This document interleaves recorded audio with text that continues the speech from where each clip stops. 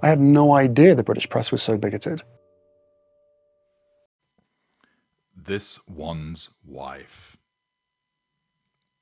Harry, you have fallen far.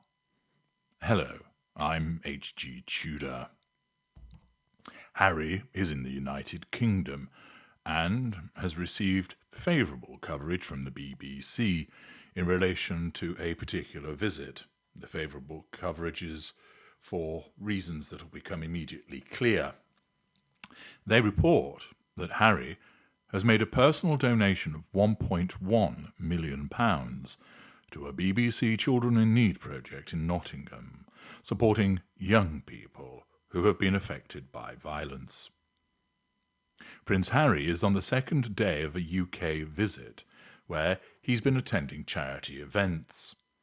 In Nottingham, he visited the Community Recording Studio, an initiative supported by BBC Children in Need, where he applauded a rap music performance, giving a hug to one of the young people taking part. Clearly, with Huggy not being present, it's left for him to carry on, engaging in hugging people, even if they want it or not, as part of the indoctrination to the ways of the Instagram-loving bitch wife. The prince hoped the donation, from his own money rather than his actual organisation, would help changemakers in the city continue their mission to create safe spaces and offer hope and belonging to young people who need it most. Well, certainly fair play for a substantial donation, which may also cast some doubt upon the financial constraints that the Sussex are rumoured to be suffering from. Of course, this might have been done privately, but naturally because he and his wife get a lot of adverse publicity, is going to want to bring attention to this to demonstrate that he is doing a good thing. This is not driven by a pathological need for attention. That's something that his wife has.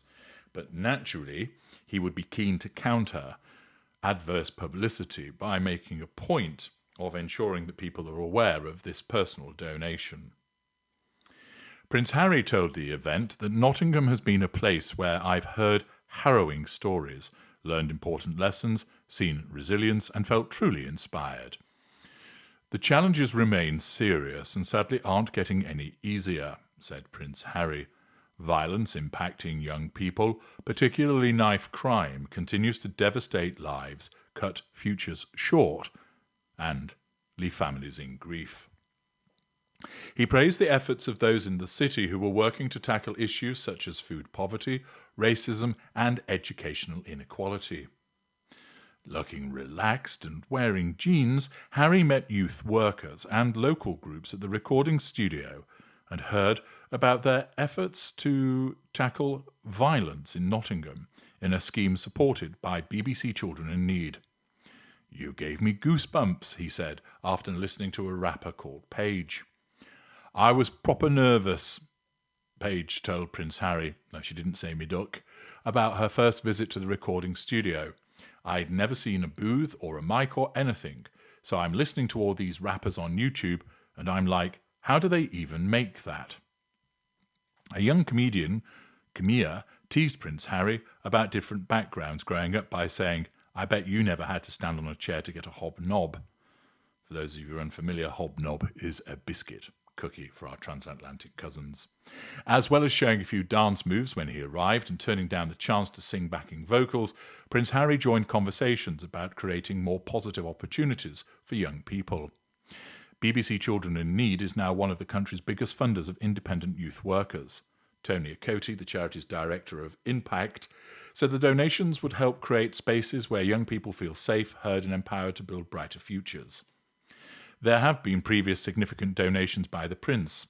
He gave £1.2 million of the proceeds from his memoir Spare to Centre Barley, the charity he co-founded in southern Africa, which he subsequently left in an acrimonious dispute. It then talks a little bit about him laying the wreath and the fact that he's not seen his father. We don't need to repeat those matters. Favourable coverage from the BBC in relation to his visit and also the charitable donation that he has made. All good publicity for the Prince of Pink Pancakes. But that was what was going on with the visit. and what was going on in relation to the people that were organised for him to talk to at the project. But what about the Brits? What about the crowd? Harry seemed quite relaxed and rather content to be away from his handler, as I commented in videos yesterday. But what about the public? After all, it's been a little while since he has been out and about other than turning up at court. What's the view of people in relation to the renegade prince and his return now to the United Kingdom? Well, before we consider that reaction, let's have a little trip down memory lane and look at Harry's past popularity. On your screen, you'll see a picture that was taken from 1998, where young screaming ladies are delighted to meet a young Prince Harry. Pictures are taken, and you'll see that a couple of them even appear in the next picture to be rather overcome with emotion as a consequence of meeting Prince Harry. You can't see it on the actual picture, but the lady who's got her eyes closed and her mouth open and gripping her friend's hand actually is holding a banner saying, "Will you marry me?" Yes. Teen Idol, huh? That was back in 1998. Here's a picture from the royal wedding that took place in 2018, when, according to Manchester Metropolitan University's calculators, 423,000 people turned up in person to witness the wedding and the processing involved with it. Popular again. You'll also see pictures taken from their tour. Melbourne, Sydney, Down Under, and Wellington in Kiwi land. All plenty of people, all coming out to visit Harry, shake hands, call his name, take pictures, all demonstrating a high level of popularity. Now, we know that Harry can be something of a bell end, and that the guardrails of the palace and the machinery there has assisted him in that regard. Part of that is essentially he's a flawed individual. But as a consequence of his involvement with the narcissist, this has impacted upon him in a variety of ways, which I have described through my work, so that you're fully understanding the impact that a narcissist has upon an individual, and also the way that that narcissist can affect existing traits of that person also. Now, let's have a look at a little bit of footage demonstrating Harry's arrival in Nottingham. You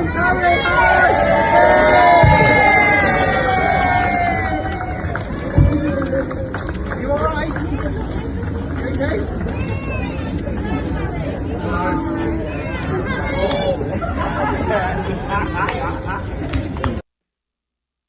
Oh dear. Yes, Harry has fallen far. Now, there are some people there, as you can hear them, even though they appear off camera, but it's hardly a tsunami of noise, is it? And you'll see that relevant crowd control barriers have been put in place and were entirely unnecessary because there's hardly anybody to be held back. This is the difference. Now, for the purpose of balance, this isn't a royal wedding, it's not a well-publicised royal tour, but nevertheless, he's a member of the royal family, and he's turning up at a place that people knew that he was coming to, that PR had ensured that people were aware of his attendance, and this is the outcome. I suppose he might be thinking, well, at least I wasn't booed, but the crowd sounds thin, and it can be seen to be thin, and this is the difference. That once upon a time, he was used to being regaled by huge crowds because he was popular. And that popularity has diminished as a consequence of his own actions, as a consequence of his own narcissistic traits, and of course of the toxic influence of his wife. He will naturally, like many people, have enjoyed the adoration that he received from the crowds and the earlier examples and many more besides that exist. And now look what he's been reduced to. Turning up at Nottingham, crowd control barriers that weren't necessary, a thinned out crowd giving him a bit of a cheer, but a massive difference from what he ordinarily could expect. And why? All following the introduction of the spider, this one's wife. I'm H.G. Tudor. Thank you for watching.